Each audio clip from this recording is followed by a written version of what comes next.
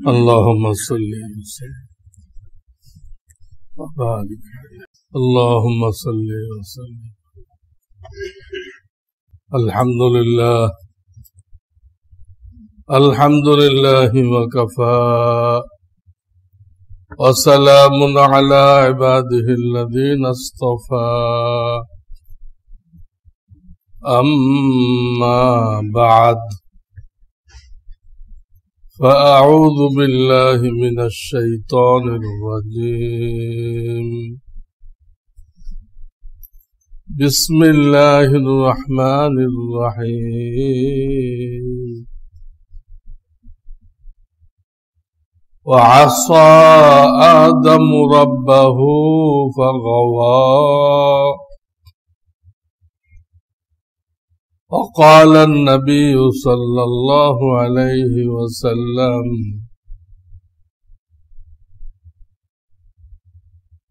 التائب من الذنب كمن لا ذنب له، أو كما قال عليه الصلاة والسلام.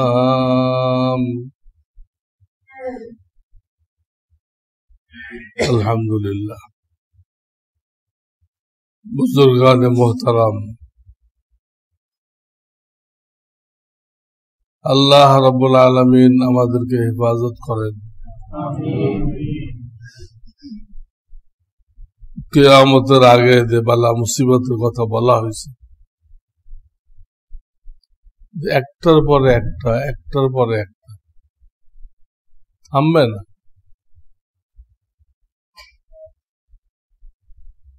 তসবির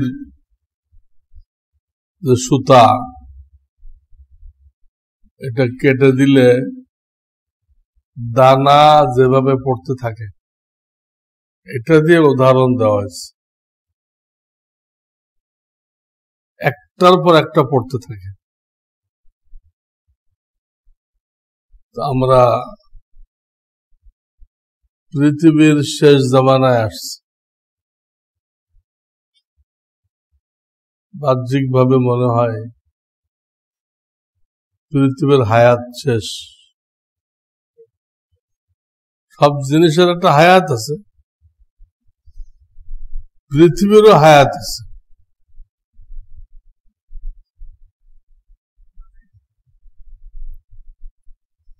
তো দুনিয়ার যে হালাত, এত কিছু হইতেছে, কিন্তু আমাদের মধ্যে কোনো অনুভূতি দেখা দিতেছে না, পরিবর্তন দেখা যেতেছে না। আমরা আল্লাহর দিকে ঝুঁকতেছি না, আল্লাহর সামনে নত হইতেছে না। আমরা যে সমস্ত গুনাহ, তো গুনাহের কারণেই হয়, আল্লাহর নাফরমানির কারণেই হয়। হাদিসে আসছে, যখন তোমাদের নাফরমানি বেড়ে যাবে, তখন তোমাদের উপরে আল্লাহ তাআলা এমন এমন রোগ ব্যাধি চাপাই দিবেন, যেগুলো তোমরা আর কোনোদিন শোনো নাই, দেখো নাই। এখন তো তাই, এক একটা ভাইরাস যে আসতেছে,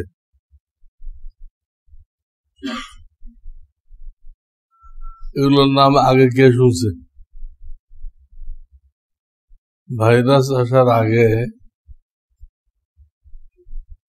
এই কোভিড-19 বা করোনা, এসব নামগুলোকে আমরা জানতাম?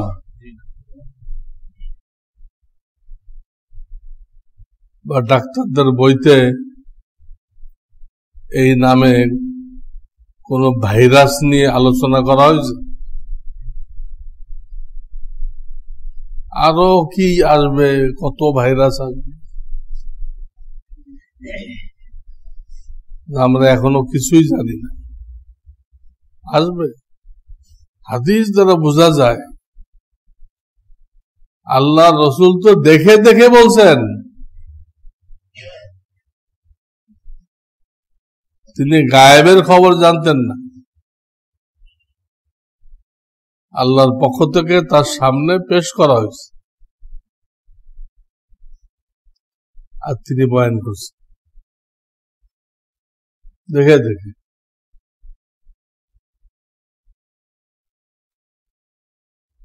একটা ছোট্ট উদাহরণ দিলে বুঝবেন।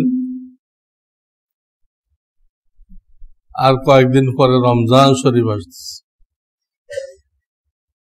আমরা ইনশাআল্লাহ খতম তারাবি পড়ব।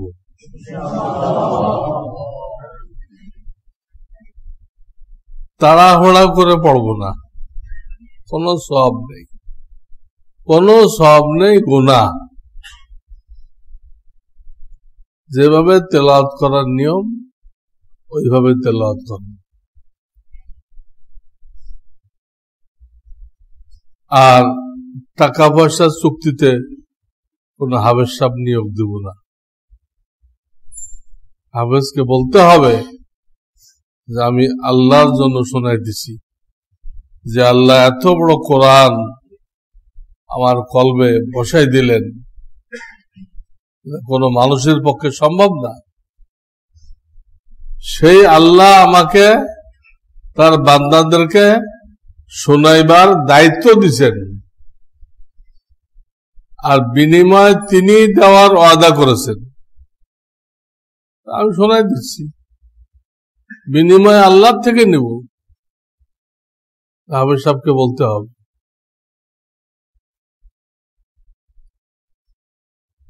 এরপরে যদি কেউ তাকে মহাব্বত করে,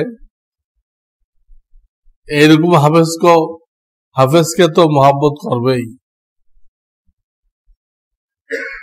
ব্যক্তিগত মহাব্বতের কারণে, মহাব্বতের নিদর্শন কি? শরীয়তে মহাব্বতের নিদর্শন হলো হাদিয়া, হাদিয়ার লেনদেন মহাব্বত বুঝায়।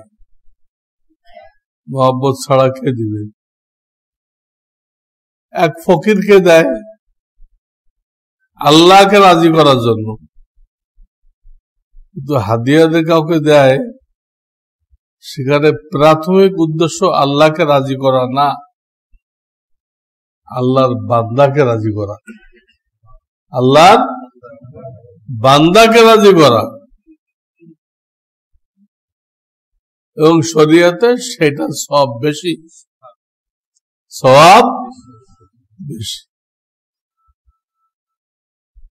আল্লাহ নেক বান্দাকে রাজি করলে আল্লাহ বেশি খুশি হন, বেশি খুশি হন। দুনিয়াতে এই সিস্টেম। আপনি একজনকে মহাব্বত করেন, তাকে কিছু দিলে সে যা খুশি হবে, তার বিবিকে বা ছেলেকে বা মেয়েকে যদি দেন, ওকে না দিয়ে ওকে দিলে যা খুশি হইতো, এটাতে তার থেকে বেশি খুশি হবে।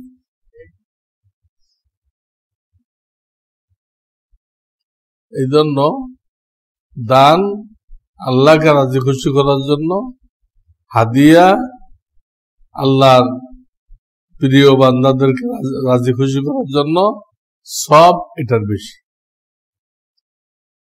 তো কোন ব্যক্তি যদি হাফেজ সাহেবকে মহাব্বত করে আল্লাহ হওয়ার কারণে, ওই মহাব্বতের নিদর্শন স্বরূপ সে হাফেজ সাহেবকে হাদিয়া দিতে পারবে, সেটা কোনো মাযহাবে নিষেধ করে নেই। কিন্তু খাতা কলম নিয়ে চাঁদা তুলবেন, এটা কোনো মাযহাবে জায়েজ নেই। চাঁদা তুললে কোনো হাদিয়া হয় না। হাকিমুল উম্মত মাওলানা আশরাফ আলী থানভী কোন এলাকায় ওয়াজ করতে গেছেন। আমি তো বিগত 4 দিন এই ওয়াজের সফরে ছিলাম, এখন এয়ারপোর্ট থেকে নামে আপনাদের খেদমতে চলে আসছি। গত জুমাতে আসার পরিবেশ ছিল না, এমন মারামারি কাটাকাটি, রাস্তায় বের হওয়া সম্ভব ছিল। তো উনি ওয়াজ করতে গেছেন, ওয়াজ করছেন। তো গ্রামবাসী আগের থেকে চাঁদা তুলছিল, একটা অ্যামাউন্ট হয়েছে ভালো, ওনাকে হাদিয়া পেশ করছে। মাওলানা থানভী জিজ্ঞেস করলেন কার পক্ষ থেকে? তো কর্তৃপক্ষ বলল কারোর একজনের পক্ষ থেকে না, পুরো গ্রামবাসীর পক্ষ থেকে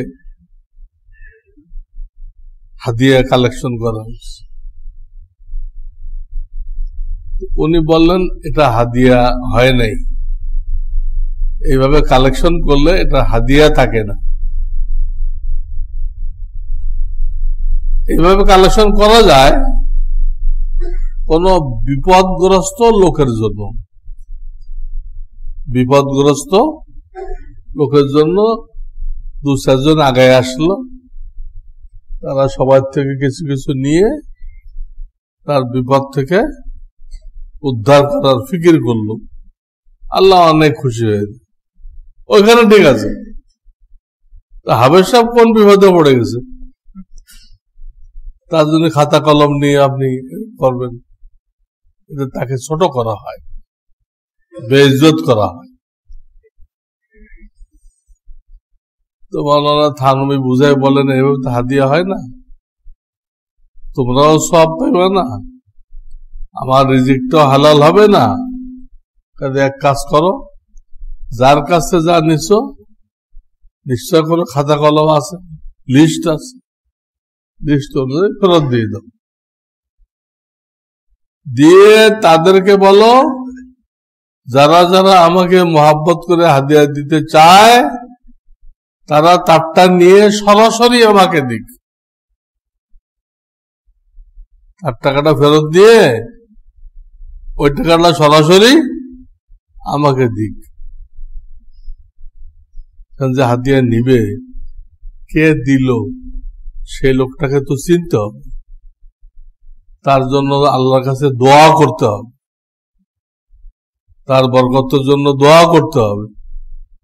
গ্রামবাসী দিতে, গ্রামবাসীকে কাউকে তো চেনা হলো, তুমি এটা বলে দিলেন ফেরত দাও, তাদেরকে আসতে বলো।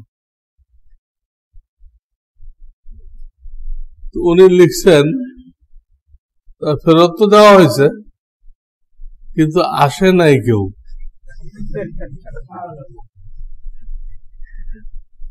ব্যক্তিগতভাবে কেউ আসেনি।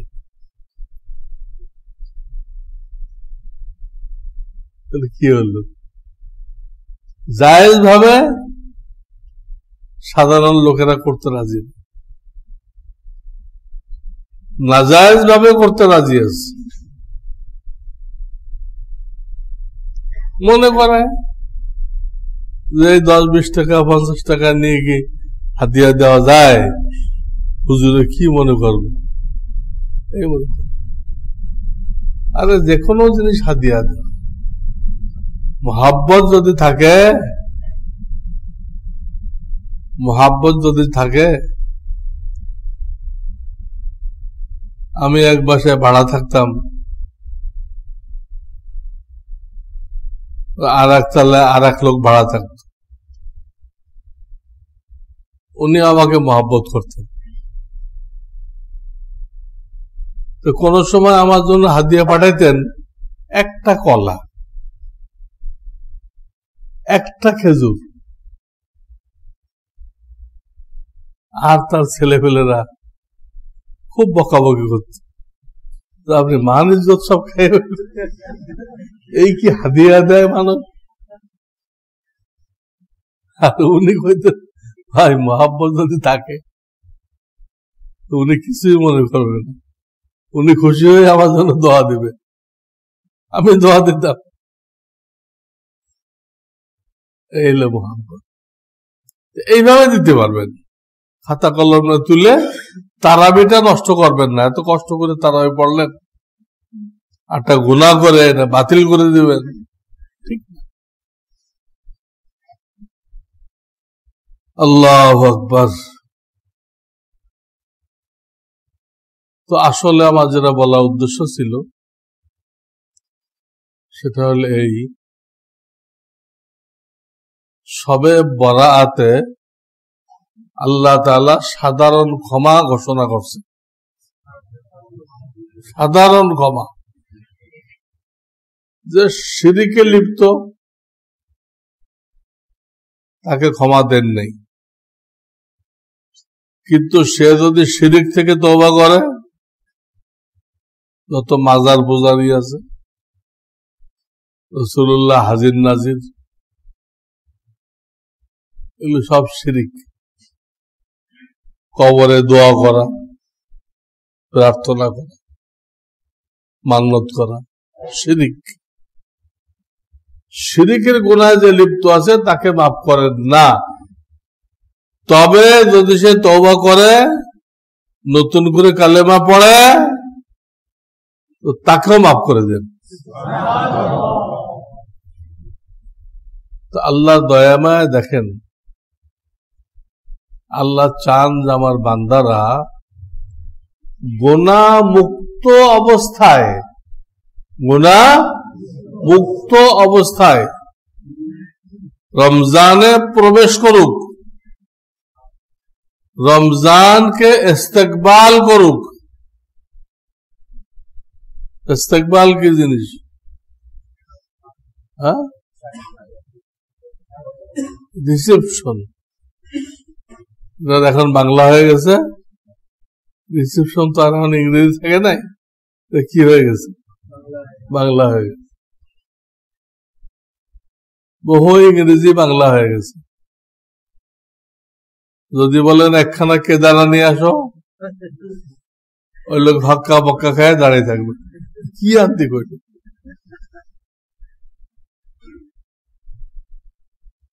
কারণ চেয়ারের বাংলা হলো কেদারা, এটা কয়জন বাঙালি জানে? এরকম। তো আল্লাহ এটা চাইছেন যে আমার বান্দারা গুনাহ মুক্ত অবস্থায় রমজানকে রিসেপশন করুক, রমজানে প্রবেশ করুক, যাতে রমজানের চাঁদ দেখার সাথে সাথে সে আল্লাহর রহমত পাইতে পারে। গুনাহ অবস্থায় যদি কেউ রমজান পায়, রমজান তো আসছে, কিন্তু সে আউয়ালুহু রহমত, প্রথম 10 দিন যে রহমত, দ্বিতীয় 10 দিন মাগফিরাত, এইগুলো পায় না। এই যে হাদিসটা আপনারা শুনেন প্রত্যেক বছর, ওই রহমত পাইতে গেলে আপনাকে আমাকে গুনাহ থেকে দূরে থাকতে হবে, গুনাহ মুক্ত।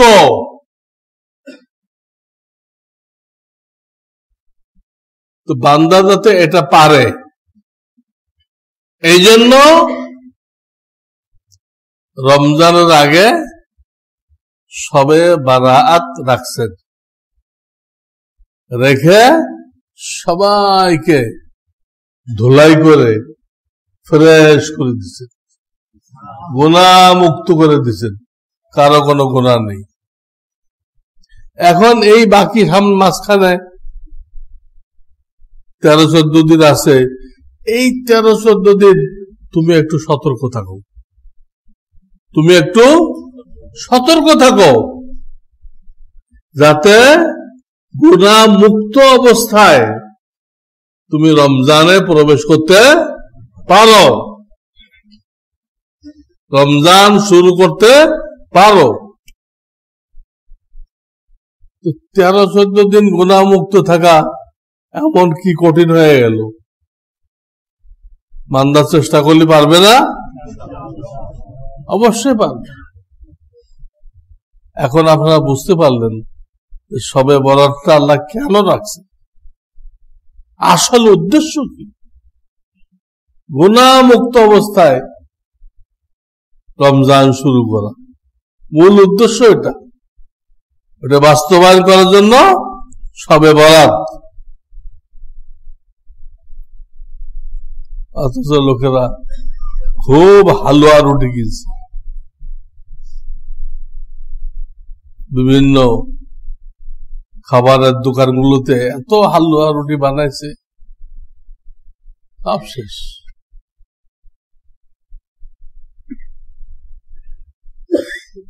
হালুয়া রুটি খাওয়ার জন্য মনে করছে। সহায়ত কেন দিছে? আমরা হালুয়া রুটি খাইতে পারি। আরে সারা বছর খান হালুয়া রুটি। এই কথাটা বুঝতে হবে এবং এর জন্য একটু ত্যাগ কুরবানি করতে হবে। গুনাহ করলে আল্লাহর গজব সেই ব্যক্তির জন্য হালাল হয়ে যায়, গজব হালাল হয়ে যায়। অর্থাৎ যে কোনো সময় যে কোনো গজব, যে কোনো আযাব তার উপরে পড়তে পারে। আর আখিরাতে তো আছেই। এই গুনাহগুলো মিলে অন্ধকার সৃষ্টি করবে, তখন সে পুলসিরাত পার হইতে পারবে না। পুলসিরাতের ওখানে তো অন্ধকার, আবার এই গুনাহ দিয়ে আরো অন্ধকার বাড়াইছে। অন্ধকারের মধ্যে এই পুলসিরাত দিয়ে যাবে কেমন? সে যারা নামাজকে সঠিকভাবে পড়ে, এই নামাজ সেদিন তার আলো হবে, সে আরামসে পার হয়ে যাবে। এই জন্য বর্তমান অবস্থায় আমাদের যে জিনিসটা ভাবতে হবে, এক তো আযাব গজব আসতেছে, তার থেকে বাঁচার জন্য গুনাহ ছাড়তে হবে। দ্বিতীয়ত রমজান আসতেছে, এই রমজানের রহমত মাগফিরাত পাওয়ার জন্য কি করতে হবে? গুনাহ থেকে বাঁচতে হবে। এখন গুনাহ কি জিনিস? গুনাহের তালিম হওয়া দরকার, কিন্তু কোন মসজিদে শুনি না তো অমুক মসজিদে গুনাহের তালিম হয়। আপনারা শুনছেন? হ্যাঁ, গুনাহের তালিম হইতে হবে, যাতে মুসলমান ভাইয়েরা জানতে পারে এই জিনিসগুলো আমার আল্লাহ হারাম করে দিয়েছেন। আর একটা হারামের মধ্যে এই পাওয়ার আছে, একটা হারাম মানুষকে দোজখে নিয়ে যেতে পারে। একটা হারামের মধ্যে এরকম মারাত্মক পাওয়ার আছে। সে গুনাহ কি এটাই জানে না। আজকাল যে ছবি তুলতেছে তা হারাম। বুখারী শরীফের মজবুত হাদিস দ্বারা হারাম সাব্যস্ত হয়েছে, কিন্তু এত ফুর্তির সাথে, এত আনন্দের সাথে, এত হাসি খুশি ছবি তুলতেছে, এটা তার ইমানের অবস্থা কি হইতেছে? সে জানে না যে এটা হারাম, আর আল্লাহ নারাজ হইতেছেন। প্রাণীর ছবি তোলা মানে কি? আল্লাহর সাথে শিরিক করা। আল্লাহ আপনিও বানান, আমিও বানাই। এই জন্য হাসরের ময়দানে বলবে ঠিক আছে, আমিও বানাই, তুমিও বানাও। তো আমি তো জানও দেই, তুমিও জান দাও। তুমি তো এগুলো বানাইছো, এগুলো জান দাও। জান কোথেকে দিবে? সেদিন এই তামাশার ফলাফল বুঝে আসবে।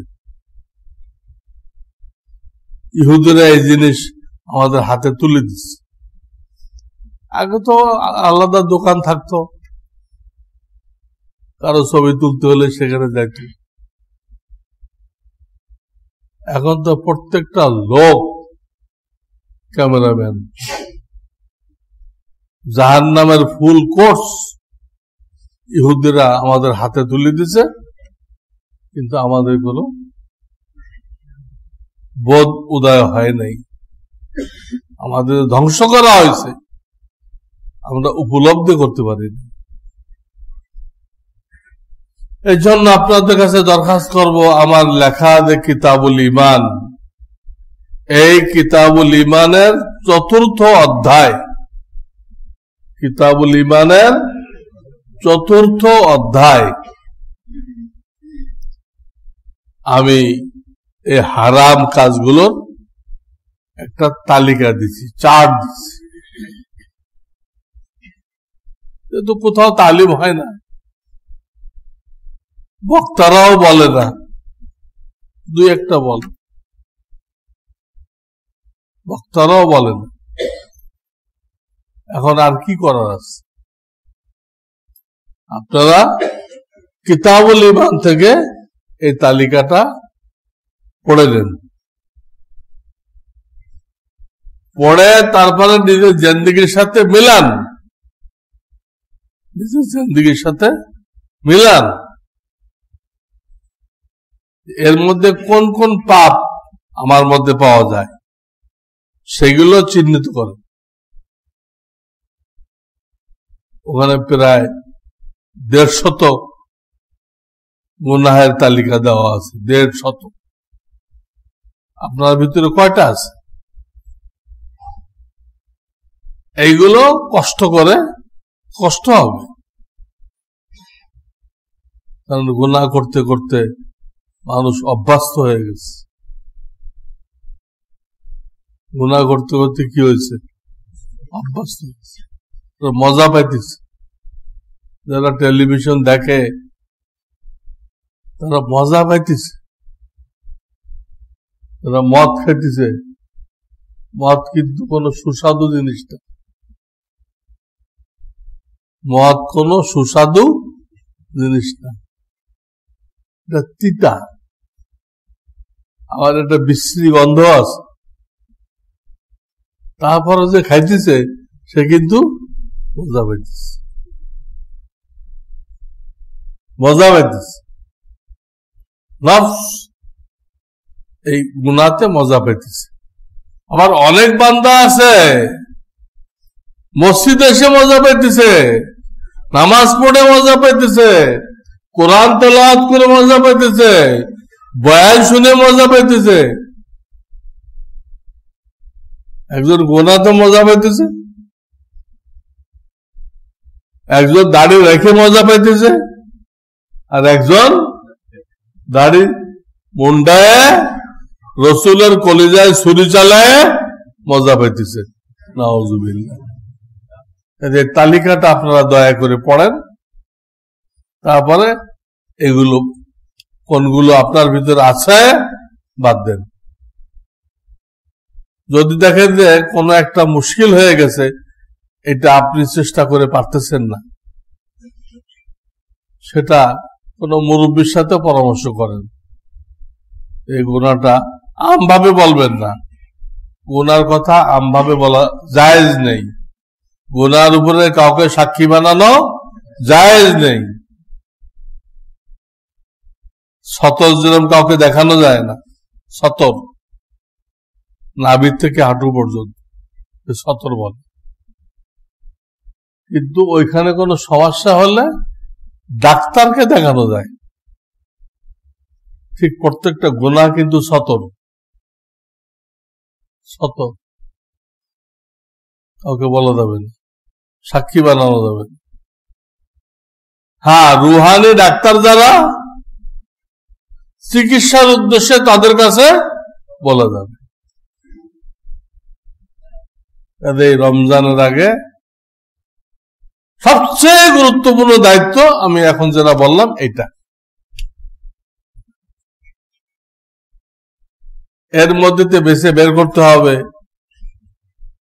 কোন কোন গুনাহের মধ্যে পুরুষরা বেশি লিপ্ত, কোন কোন গুনাহের ভিতরে মহিলারা বেশি লিপ্ত, সেইগুলো আগে ধরতে হবে।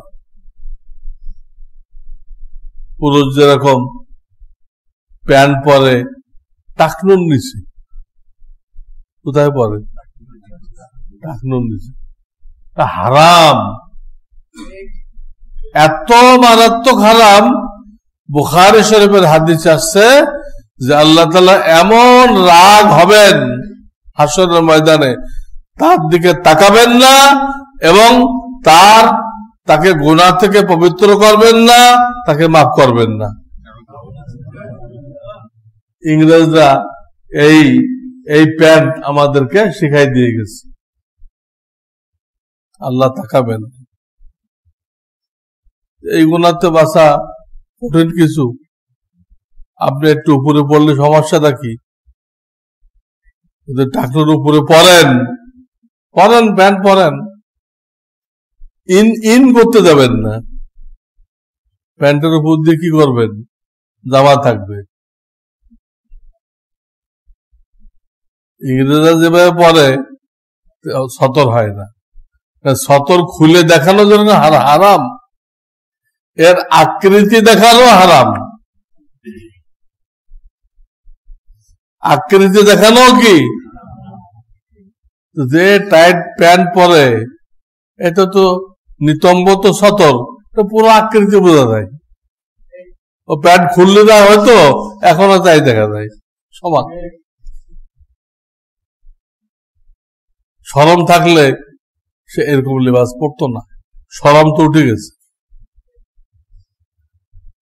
ভালো করে বুঝেন, সতর খুলে দেখানো যেরকম হারাম, কাপড়ের উপর দেখানো হারাম। এই জন্য টাইট কোনো কাপড় পরা যাবে না। বেশি পাতলা শরীরের রং ভেসে ওঠে, এত পাতলা পরা যাবে না। তো পাজামা প্যান্ট আমরা টাকনুর উপরে পরি, আর পাঞ্জাবিটা উপর দিয়ে পরি। ইন নেই, তো গাধার কাজ। এই একটা গুনাহ। পুরুষদের আর একটা গুনাহ সর্বাধিক হইতেছে, সেটা হলো দাড়ি মুন্ডানো। সকালে উঠে প্রথম কাজ হলো এটা, মেশিন একটা নিয়ে রসুলের বাগান উচ্ছেদ করতে আছে, আর রসুলের কলিজায় ছুরি চালাইতেছে। আমাদের নবী মৃত্যুর পরে এক ধরনের হায়াত পাইছেন, স্বাভাবিক মৃত্যু হয়ে গেছে, তারপরে এক ধরনের হায়াত পাইছেন। তিনি হায়াতুন নবী। আমাদের আমল তার কাছে পেশ করা হয়, তিনি কারো পরে খুশি হয়, কারো পরে বেজার হয়। আরে এটা ইমানের সাইনবোর্ড, কবর আযাব মাপ পাওয়ার ওসিলা, অনেক ফায়দা। দাড়ির ব্যাপারে আমার একটা পর্চা আছে, লিফলেট আছে, সেখানে দেখেন আমি 17টা উপকার লিখছি দাড়ি রাখা, আর না রাখার 17টা কুফল লিখছি। হাজারো লোক আমার কাছে রিপোর্ট দিচ্ছে, হুজুর আপনার এটা পড়ার পরে আল্লাহ আমাকে দাড়ি রাখার তৌফিক দিয়ে দিচ্ছে। আমি সবাইকে বলি, যাদের দাড়ি নেই, রাখেন না, তারা এই পর্চাটা 10 কপি দাড়ি নেই এমন ব্যক্তিকে দাওয়াতের নিয়েতে দেন। আপনার দাড়ি নেই, দাড়ি ছাড়া 10 জনকে দেন। এই নেক কাজের ওসিলায় আপনার মুখে কি আসবে? দাড়ি আসবে। পুরুষদের 3 নম্বর গুনাহ রহরহ হইতেছে। একটা তো আগে বলছি, ছবির কথা, ক্যামেরা দিয়ে বিভিন্ন মেশিন দিয়ে। 3 নম্বর গুনাহ হলো মেয়েদের সাথে অবাধ মেলামেশা, তাদের সৌন্দর্য উপভোগ করা, সৌন্দর্য উপভোগ করা। এটা আজকাল যুবক যুবতীদের মধ্যে ব্যাপক হয়ে গেছে, কোন গুনাই মনে করতেছে না। আমার কাছে একদল ছাত্র গেছে ভার্সিটির এই মশলা নিতে, আমার গার্লফ্রেন্ড আছে, সে যদি সম্মত থাকে আর তার সাথে মেলামেশা করি, তাহলে কি কোনো গুনাহ হবে? এইটা জানার জন্য তারা আমার কাছে গেছে। বলে জবরদস্তি করলে তো গুনাহ হবে, আমি বুঝি, কিন্তু আমিও রাজি, সেও রাজি, এটা কোনো গুনাহ হবে কিনা? আল্লাহ যেটা হারাম করছে রাজি হয়ে করলে, ঘুষ তো রাজি হয়ে দেয় নাকি? তারা এই ভার্সিটি পর্যন্ত পড়ছে, এখন সে মাস্টার্স হয়ে বেরোবে, এখন পর্যন্ত সে এটুক মশলা জানে না যে পুরুষ নারী দুজন একমত হয়ে অন্যায় করলে গুনাহ হয় কিনা, এইটুকুর এলেম তার আসে নাই। এটা কি সিলেবাস? এটা কোন সিলেবাস আছে? এই ফালতু সিলেবাসের জন্য কোটি কোটি টাকা ব্যয় করা হয়েছে। কিন্তু আল্লাহকে পাওয়ার জন্য সরকারের কোনো বরাদ্দ নেই, কোনো বরাদ্দ নেই। এই পুরুষের এই ঠিক মহিলাদেরও কিছু আছে, আজকে একটা বলি, তারা হিজাব পরে না, পরেই না, 8-7 জামা, পাতলা কাপড়ে, জামার ভিতর দিয়ে তার পাওয়াটা একদম পরিষ্কার দেখা যায়, এমন পরে জামা পরে দেশের ভিতরে কিচ্ছু নেই, পরিষ্কার বোঝা যায়। আমাদের সামনে পড়ে এগুলো, আপনাদের সামনে আরো বেশি বড়, হিজাব পরে না। আবার কতক মহিলা হিজাব পরে কিন্তু এত টাইট ফিট, অথবা তার মধ্যে এত নকশা করা এটার বোরকা নেই। ওটা যদি কোনো বুড়িও পরে তো যুবকরা ওখানে ঝাঁপাই পড়বে। বোরকা এত সুন্দর, এর মধ্যে কি চিজ আছে? বুড়িকে পড়াইলো যুবকরা হয়রান হয়ে যাবে। এগুলো বোরকা না, এত টাইট ফিট, বোরকার মধ্যে আবার নকশা করা।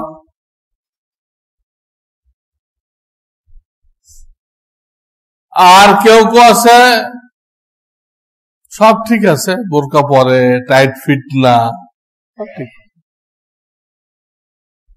কিন্তু কিছু আধুনিক মৌলবী ফতোয়া দেয় চেহারা ঢেকে রাখতে হবে না, চেহারা খোলা রাখলে হিজাব হয়ে যাবে। সাধারণ বিবেকের কথা, চেহারা হলো সৌন্দর্যের সমষ্টি, সেটাই যদি খোলা রাখা গেল তাহলে বোরকা কি জন্য? মানুষ বিয়ে করার আগে মেয়ে দেখতে যায়, সারা শরীর দেখে, খালি চেহারা দেখে? এখন যদি চেহারা ঢাকা না রাখে তার মেয়ে দেখার দরকার নেই, রাস্তাঘাটে দেখা হয়ে যাবে। গলত ফতোয়া। কোরআনে আছে ইউদনিনা আলাইহিন্না জালাবিবিহিন্না,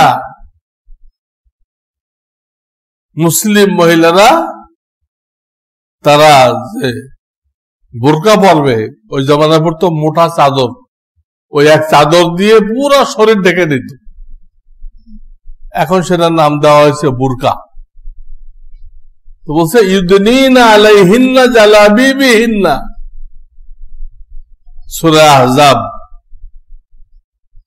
তারা যেন বুরকাটা চেহারার উপরে টেনে যায়, যাতে চেহারা প্রকাশ না পায়, চেহারা প্রকাশ না পায়।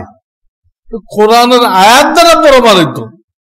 এরপরে কোন মৌলবীর ফতোয়া দেওয়ার অধিকার কোথায় থাকে যে চেহারা খোলা থাকলেও কি হবে, বোরকা হয়ে যাবে, হিজাব হয়ে যাবে? আয়াতে স্পষ্ট আল্লাহ বলে দিচ্ছেন চেহারা ঢেকে দিতে হবে। তারা যেসব গুনাহে লিপ্ত, একটা এই আল্লাহ তৌফিক দিলে সামনে আরো বলা হবে। আল্লাহ তাআলা আমাদেরকে এই গুনাহগুলো জানার এবং এইগুলো জিন্দেগি থেকে সরানোর, বর্জন করার তৌফিক দান করুন। একটা একটা গুনাহ বর্জন করতে পারা, জিন্দেগিতে সরাই দেওয়া লক্ষ লক্ষ রাকাত নফল নামাজ থেকে বেশি সওয়াব। লক্ষ লক্ষ রাকাত নফল নামাজ পড়ে যে সওয়াব পাইতেন, একটা গুনাহ ছেড়ে দিলে তার থেকে বেশি সওয়াব হবে।